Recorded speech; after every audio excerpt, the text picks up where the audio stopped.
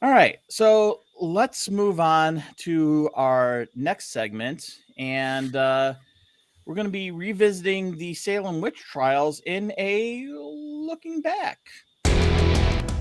Looking back.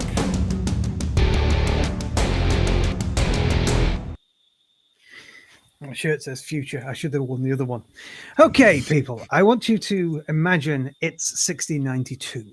You live in a world where septicemia kills almost everybody, and you found out a few hundred years earlier that Aristotle and the Bible didn't know anything about this whacking great continent on the other side of the world. So maybe they're not entirely right about everything. There have been constant religious wars. Almost everybody knows somebody who died in them. There has been famine, disease, plagues, locusts, rodents of unusual sizes, all sorts of horrible things going on in the world. And you are part of a belief system that absolutely believes the end of the world is coming, the devil is coming, and he is bringing his henchmen with him. You live in Salem, and a young girl starts to act very strangely indeed. So strangely, you start to suspect she might be a witch. So, what do? Well, what they did in Salem is they had a mass panic, started accusing each other of being witches, and killed quite a lot of people. And this happened all over Europe as well in the witch crazes.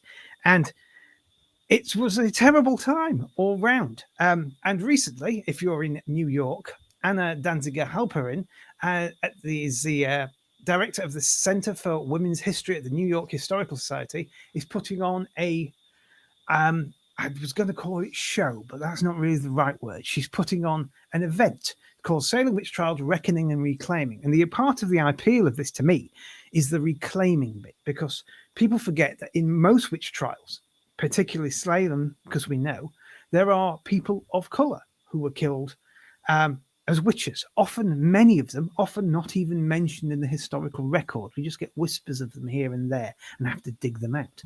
And I find it a really interesting idea to explore it in that way. There's been a lot of work done on the gender of the witch trials, because obviously it was a huge act of patriarchal misogyny, but not so much on this other element of the people of colour, of race.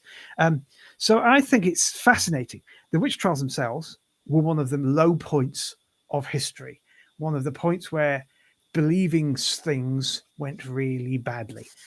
But I'm going to talk about witch trials in another era of history soon. But before that, I'm going to pass it to Jason to see what he thinks about this wonderful new exhibit. That's the word I was looking for.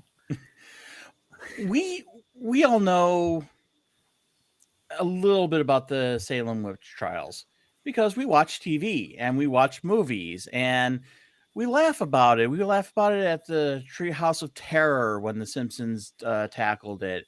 We laugh about it in Monty Python where they found a witch and asked if they can burn her. You know, it's all good fun, right? It's all laughs and it's not because yeah, people died for no reason. They died because of absolutely no evidence. And we still have people using these witch trials as a stand-in for, hey, people don't like us. And what I really mean by that is, going back to friend of the show, Alex Jones. Oh, there's a witch trial. The liberal media wants to get at him. But witch trials back in Salem had no evidence. It was pretty much, hey, I don't like you, so therefore you need to be put onto the stake and burned, or we're going to test you to death, things like that. The rest of this other stuff that you see in the media, that you see in politics, it's like, no, there is a massive, absolutely insane preponderance of evidence that you did these things. So it's not don't try to rewrite rewrite history and say that no, this is exactly it's exactly the same thing. I said these things.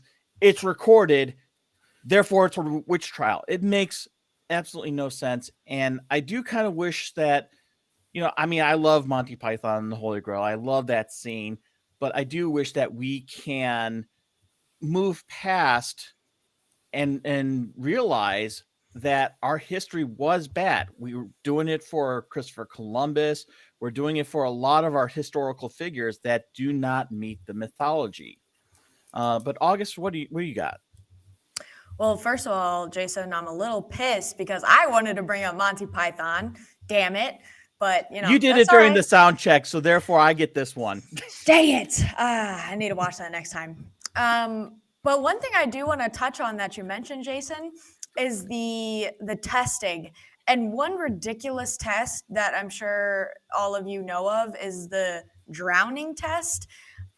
So if they put the alleged witch in a body of water and she drowned, oh, she's innocent. Look, she can't swim, blah, blah, blah. Okay. But then as she came back up for some reason and lived, they were like, she's a witch. And they would go and burn her at the stake. I'm like, okay, so you're dead either way. Like, in what way?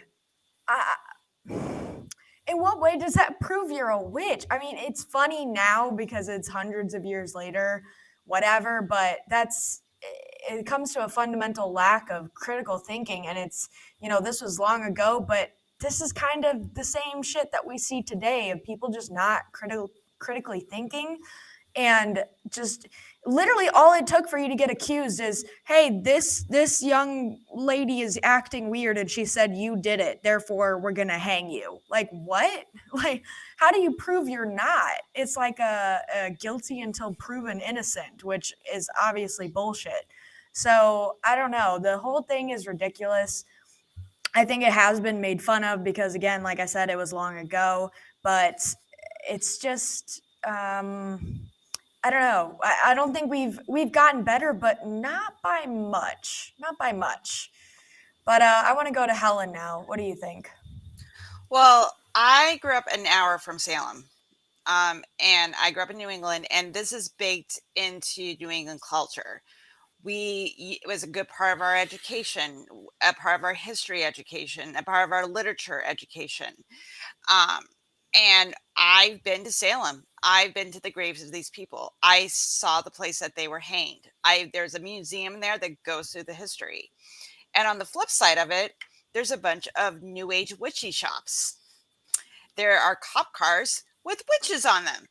And I think there's a little bit of psychological distance people want to have from this because it is absolutely disgusting what we did. And 20 people died for no reason other than the fact that somebody didn't like them. There was little girls who were probably not getting a lot of attention, who were bored, and they started pretending that they can see spirits and start accusing their neighbors of being witches, and they're finally getting attention. They're finally getting a little bit of recognition because keep in mind they're girls and they're young. Nobody's paying attention to them, and suddenly the whole town thinks that you have special powers and you're able to see the truth. And also, like, people were accused of being a witch just because somebody wanted their property, or you were the healer in the town, and suddenly a cow got sick. Instead of just the cow getting sick, they will say that you cursed my cow and it died, and then my husband cheated on me, therefore you are a witch. Whatever bullshit that they could make up. And it's very frustrating to me since I really grew up in this culture and it is baked into the soil in New England, that when hear flippant things about witch hunts, when I hear it's made very light, it does make it a little bit more palatable. But when you really understand the psychological and historical underpinnings that led to these things, of people actually being harmed, and you see it again happening, it's very troublesome because this is something we should be learning from. And it seems, again, we don't tend to take history very seriously the more distance we have away from it. And we are not learning those lessons, to think critically, to take a moment and go, you know what? Is this something I should really be following? Is this something that, or is I'm just following the crowd? and I think it, again, I will say this, you got to take pause, man. You got to like reevaluate. You got to think about where those consequences are going to go. So, Rich, what do you think, man, about this wonderful article that you Oh, read? I could talk about witchcraft forever. I literally have written about it and studied it and published papers on it and things. How long's this episode again? 5 hours? Yeah, No. not so much. But... Well, first thing I wanted to try and get is we have to, in order to try and understand it as best you can, you have to get into the belief system of the people at the time. There's a wonderful book by a guy called Stuart Clark called Thinking with Demons. It's a monster of a book. It's like this thick, fantastic book, and it gets into the heads of people back then in the 15th and 16th centuries and how it's called Thinking with Demons because they believed demons existed. They believed they were absolutely real as we believe atoms are real. They were everywhere. They're real things. So when somebody said that person is a witch, it wasn't just an accusation. It was a fear that somebody could be a witch, somebody could be harmed because they thought they were real. And it's bad thinking, it's bad knowledge, and it's before things started to change and the Enlightenment came along and the idea and secularization came along and so on. And so that's the kind of thinking that causes this idea of there really being demons, there really being a supernatural at work. And the frightening thing is, without going into detail about what happened then, it's happening now. Since the year 2000, there have been more people accused of witchcraft and put to death than there were in the entire period of the witch crazes in the 15th and 16th century. In places like Papua New Guinea, in places like Africa, in places where there can be superstition can be drilled into people, belief in these things can be drilled into people. And what really breaks my heart is it's not women anymore, it's kids. It's young kids who look wrong, who are twins, who are albino, who behave in the wrong way. Thankfully, in these parts of the world, parts of Africa, parts of Papua New Guinea and so on, there are skeptics who go out there and rescue these kids and try to educate people. So if I have one appeal to the people watching this, people of the ACA, please help people in places like this who need our help, who are our brethren and our sisters, sororities, and support them, because you have no idea what these people are facing, what they have to try to do day in, day out to keep people alive because of frustrating superstitions that consume their villages and their towns, and fear of what might happen if they don't kill this poor kid who just happens to be an albino, and they think if they have a bit of his body they'll be able to ingest it and become powerful or something like that. Witchcraft is a very important thing to study, I think, because it's happening now, to understand the past. The old saying of people who don't study history are doomed to repeat it. People who do study history are doomed to sit around while everyone else repeats it. Is kind of true.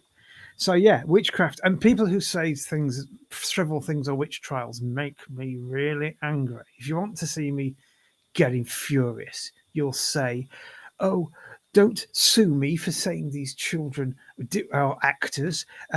It's a witch trial." I'm like, so they're going to burn you at the end of it, are they? They're going to torture you for days. They're going to make you say that you really did do it because you really want to be strangled before they set fire to you. Is that what's coming to you? Or are you just going to be poorer? It just gets me annoyed. Sorry. No worries. And you're absolutely right. It should infuriate people that our history is not great. Now, we have done some great things in our history.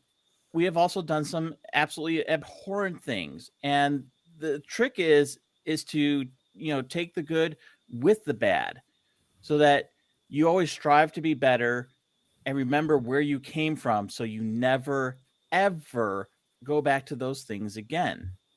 So that we don't have the Salem witch trials, so that we don't have the Crusades, so we don't have the slave trade. We're when we're also trying to basically say, oh no, the slave trade didn't happen. It was just people trying to do work for other people. It's like, no, dressing it up as something it isn't doesn't make things better. It makes things worse.